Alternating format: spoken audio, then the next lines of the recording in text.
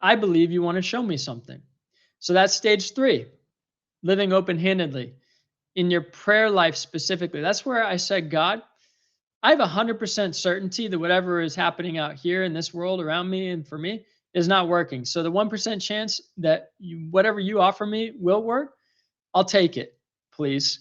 And I was that desperate.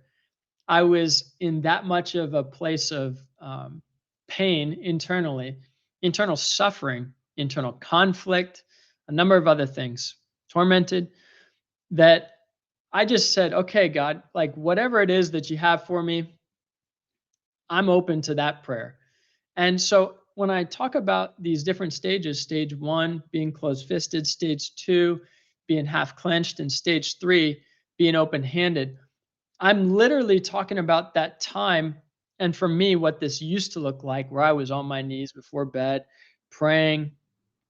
And during that time, I'm talking about the inner place, right? I'm talking about the place inside your mind. I'm talking about the place inside your heart and where you're at. Are you close-fisted? Are you half clenched? Or are you open-handed when you're approaching God in prayer? And for me, it took me years to come to the point where I could be open-handed in many ways because I was ashamed of things I'd said or done that I'd never brought to him before, right? Because when you're living close-fisted, when you're living close-fisted, my hand was open for a second. It's closed now. When you're living close-fisted, you're not willing to show him what's inside, right? So you can kind of pretend to him and everyone else in your life, even yourself, that things are okay and that there's nothing wrong and that maybe you're making good money and maybe you can buy things and live where you want and be around the people you want and travel and all those things. But maybe you're just not where you want to be in life.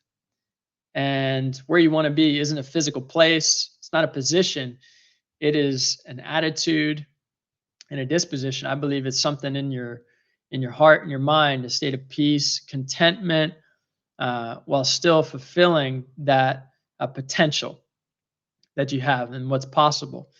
And for me, what I've seen in working with people, for years now, but more importantly, going through my own journey, I think that's the most important part, right? Is when you actually navigate this yourself and the kind of experiences you learn through that process. I have learned and noticed, observed, all different words for the same thing for me, that it's when we are unwilling to observe our own depravities or in the ways in which we are not right with God. Think about this.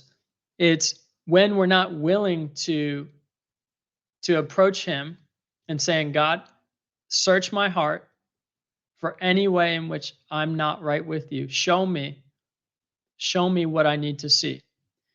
Okay? If we're not willing to even start there, you can tell where you're at on your prayer journey. If I'll tell you, it's not stage three, open-handed. Okay? For me, I think one of the best ways to navigate from stage one, close-fisted, to stage three, open-handed, is to start with confession and to start with asking the Lord to help you navigate through whatever it is that maybe you have pride in, whatever it is that just you're not, um, aware of, whatever it is that is not working, whatever it is that you've been holding on to too tightly. Because you'll know, and He'll show you this, but you'll know the things in your life that you're trying to control. You'll know you're trying to control them too much when they start to control you. Okay, so when you have things in your life you're trying to control, you'll know that you're trying to control them too much when they start to control you. That's when it becomes an idol. And for me, I made a decision in my life. I made a conscious decision, and it didn't happen all at once. Okay, it happened over time. I think people need to recognize that that's possible. But I made a conscious decision over time, just like you can make a decision over time about where you want to move, who you're going to marry, all of these things, right? I made a decision over time about whether I believe Jesus is who he says he is or not. And if he is who he says he is, who he said he was and is because he's still living, then I wanted him to be Lord of my life because I didn't want to go against God. And so for me, that was a big turning point in the journey because in order to make that decision, you have to develop something called trust. You have to develop trust.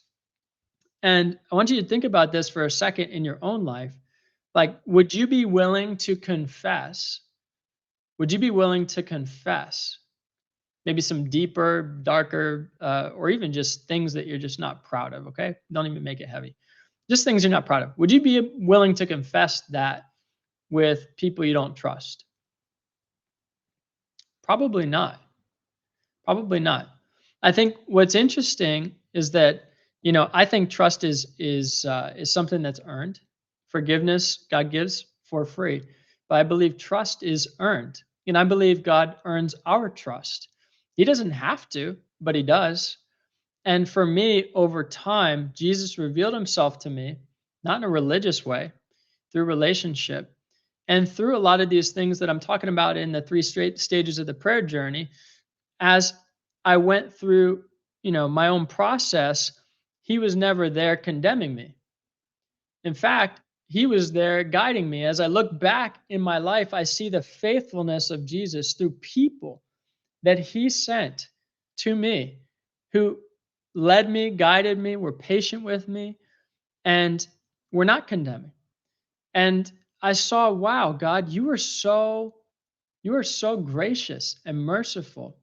And there were so many reasons why you could have just absolutely turned your back on me, but you didn't.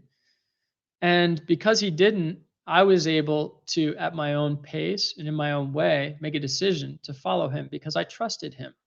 I trusted Jesus. I trust Jesus. And as a result, I was able to go from living with a closed fist to living much more open-handedly. And what that started to look like in my prayer life, because earlier I was talking about what a stage 1 prayer for me in spiritual maturity looked like. It was like, God, I'm not willing to even show you what's going on inside of me, let alone, give it to you. I know the plans of my life, so just give me those plans and I'm good. And we can get this prayer thing over with. Stage 3, living open-handedly, is, Lord, I have nothing without you.